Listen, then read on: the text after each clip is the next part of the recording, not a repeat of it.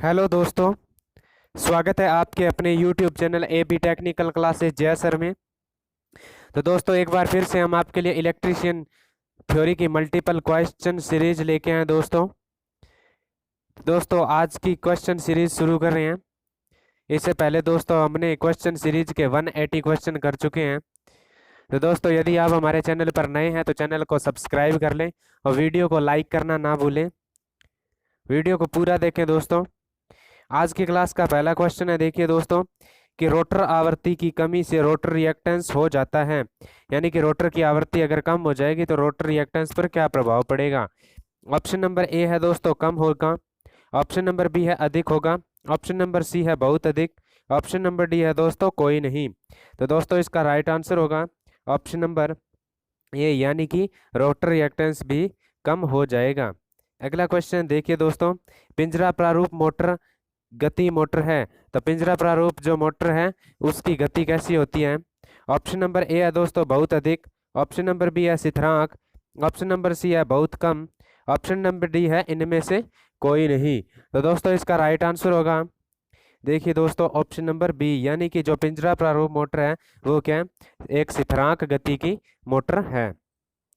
अगला क्वेश्चन देखिए दोस्तों, अगला हमारा क्वेश्चन है कि प्रेरण मोटर के अनुक्रम आर वाई बी है, तो प्रेरण मोटर की दिशा निम्नलिखित क्रम में बदली जा सकती है। यानी कि हमें प्रेरण मोटर की दिशा को बदलना है और उसके फेज क्रम होते हैं जो आर वाई बी होते हैं, तो फेज क्रम को किस प्रकार बदलेंगे। ऑप्शन नंबर ए है दोस्तों B Y R, option number B है दोस्तों R B Y, option number C है B R Y, option number D है नन ऑफ दीज। तो दोस्तों इसका राइट आंसर होगा ऑप्शन नंबर बी, यानी आर बी वाई करके हम उसकी गति की दिशा को बदल सकते हैं। अगला क्वेश्चन है, देखिए दोस्तों, स्लीप रिंग मोटर है, तो स्लीप रिंग मोटर की विशेषता के बारे में बताना है दोस्तों। ऑप्शन नंबर ए है दोस्तों निम्न प्रारंभिक मोटर, ऑप्शन नंबर बी है मध्यम प्रारंभिक टॉर्क, ऑप्शन नंबर सी है उच्च प्रारंभिक टॉर्क, ऑप्शन नंबर डी है उपरोक्त में से कोई नहीं। तो देखिए दोस्तों इसका राइट आंसर होगा ऑप्शन नंबर सी, यानी कि जो स्लीप रिंग मोटर है वो क्या है, एक उच्च प्रारंभिक टॉर्क मोटर होती है। अगला क्वेश्चन देखिए दोस्तों, प्रेरण मोटर और जनरेटर के फ्रेम बने होते हैं। जो प्रेरण मोटर होती है उसको और जो जनरेटर है उसके फ्रेम किस से बने होते हैं। ऑप्शन नंबर ए है दोस्तों सिलिकॉन इस्पात, ऑप्शन नंबर बी है कच्चा लोहा, ऑप्शन नंबर सी है एल्यूमिनियम, ऑप्शन नंबर डी है नरम इस्पात। तो देखिए दोस्तों इसका राइट आंसर होगा ऑप्शन नंबर बी, यानी कि कच्चे लोहे से बना होता है। अगला क्वेश्चन देखिए दोस्तों, स्क्विरल केज प्रेरण मोटर में रोटर स्लॉट को कम करने के विषय हैं। तो जो स्क्विरल केज प्रेरण मोटर में जो रोटर के स्लॉट है उसको कम कर दिया जाए तो क्या होगा। देखिए दोस्तों, ऑप्शन नंबर ए है विंडेज घाटे कम हो जाएंगे, ऑप्शन नंबर बी है एडी धाराएं कम हो जाएगी, ऑप्शन नंबर बी है गंदगी के संचय और धूल को कम करना, ऑप्शन नंबर डी है चुंबकत्व को कम करना। तो दोस्तों इसका राइट आंसर देखिए आपका ऑप्शन नंबर डी, यानी कि चुंबकत्व क्या है, कम हो जाएगा। यदि क्या होता है स्क्विरल केज अगर प्रेरण मोटर है उसके अंदर रोटर स्लॉट को कम कर दिया जाए तो चुंबकत्व है वो क्या कम हो जाएगा। अगला क्वेश्चन देखिए दोस्तों, स्लीप रिंग आमतौर पर बनी होती है। जो स्लीप रिंग मोटर होती है उसमें स्लीप रिंग किसकी बनी होती है। देखिए दोस्तों, जिस प्रकार क्या होता है जो डीसी मोटर है उसमें कम्यूटेटर का प्रयोग किया जाता है, उसी प्रकार क्या स्लीप रिंग मोटर में क्या है स्लीप रिंग का प्रयोग किया जाता है। तो वो स्लीप रिंग किसकी बनी होती है, देखिए दोस्तों, ऑप्शन नंबर ए है दोस्तों कार्बन, ऑप्शन नंबर बी है phosphorus bronze, option number C है दोस्तों तांबा, ऑप्शन नंबर डी है एल्यूमिनियम। तो देखिए दोस्तों इसका राइट आंसर होगा ऑप्शन नंबर बी, यानी कि फास्फोरस ब्रोंज की बनी होती है।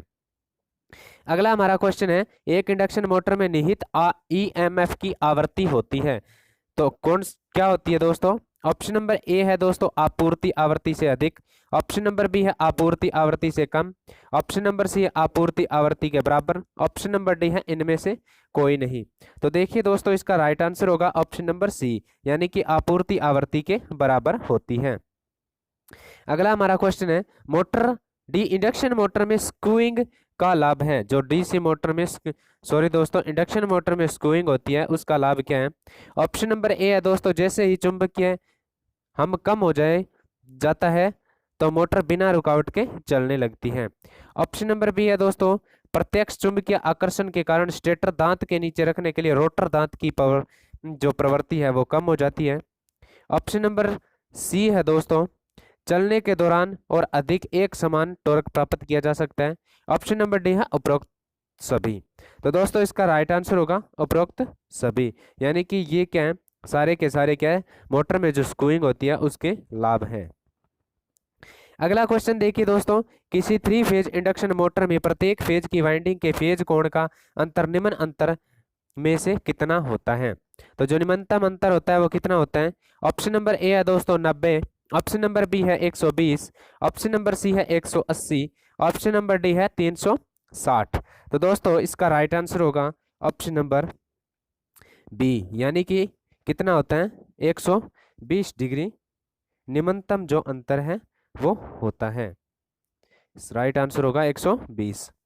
अगला क्वेश्चन देखिए दोस्तों, अगला क्वेश्चन है किसी 3 फेज इंडक्शन मोटर में समकालिक गति की गणना करने का सूत्र क्या है। तो दोस्तों गति गणना करनी है तो इसका सूत्र क्या होगा। ऑप्शन नंबर ए दिया गया दोस्तों, NS बराबर 120 बटा एफ 120 F बटा P। ऑप्शन नंबर बी दिया गया NS बराबर 60 F बटा P RPM।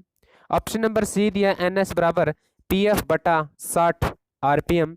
Option number D दिया गया दोस्तों NS बराबर 120 बटा PF बटा बराबर RPM।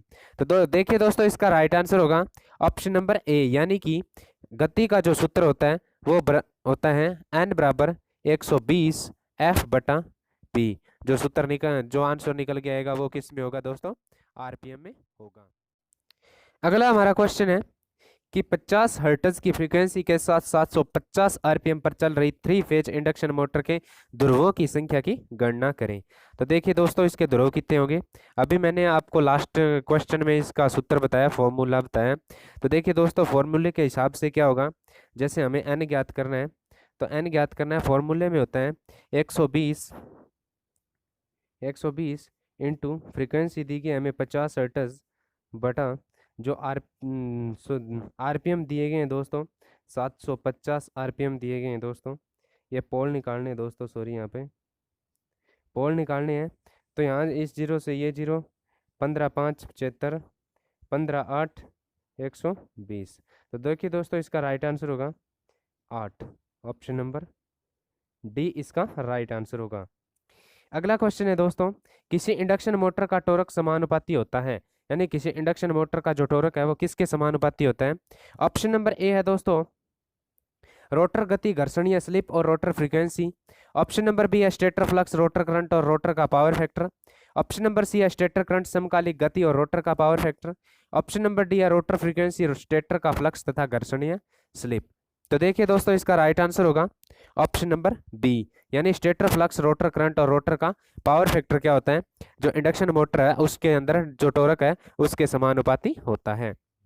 अगला क्वेश्चन है देखिए दोस्तों, किसी स्लिप रिंग इंडक्शन मोटर को ऑपरेट करने के लिए निम्न में से किस प्रकार के 3 फेज इंडक्शन मोटर के स्टार्टर का प्रयोग किया जाता है। तो स्लिप रिंग मोटर के लिए स्टार्टर कौन सा प्रयोग किया जाता है। ऑप्शन नंबर ए है दोस्तों DOL starter. Option number B है star delta starter. Option number C है रोटर प्रतिरोध स्टार्टर। ऑप्शन नंबर डी है ऑटो ट्रांसफार्मर स्टार्टर। तो देखिए दोस्तों इसका राइट आंसर होगा ऑप्शन नंबर सी, यानी रोटर प्रतिरोध स्टार्टर। अगला हमारा क्वेश्चन है देखिए दोस्तों कि अगला क्वेश्चन कह रहा है किसी 3 फेज इंडक्शन मोटर के चलने के दौरान यदि सिंगल फेजिंग प्रिवेंटर के साथ स्टार्टर बार बार ट्रिप कर रहा हो तो इसका संभावित कारण कौन सा है। तो देखिए दोस्तों इसका संभावित कारण क्या होगा। ऑप्शन नंबर ए है दोस्तों रिले संपर्क का अनुचित तरीके से कार्य करना। ऑप्शन नंबर बी है फेज सीक्वेंस का अनुचित होना। ऑप्शन नंबर सी है लाइन वोल्टेज में असाधारण उतार चढ़ाव का होना। ऑप्शन नंबर डी है दोस्तों होल्डिंग सर्किट का खुला होना। तो दोस्तों इसका राइट आंसर होगा ऑप्शन नंबर सी, यानी लाइन वोल्टेज में असाधारण उतार चढ़ाव का होना। अगला क्वेश्चन है देखिए दोस्तों, किसी इंडक्शन मोटर का फ्रेम निम्न में से किसका बना होता है। इंडक्शन मोटर होती है उसका फ्रेम किसका बना होता है। देखिए दोस्तों ऑप्शन नंबर ए है silicon steel. Option number B है कास्ट आयरन।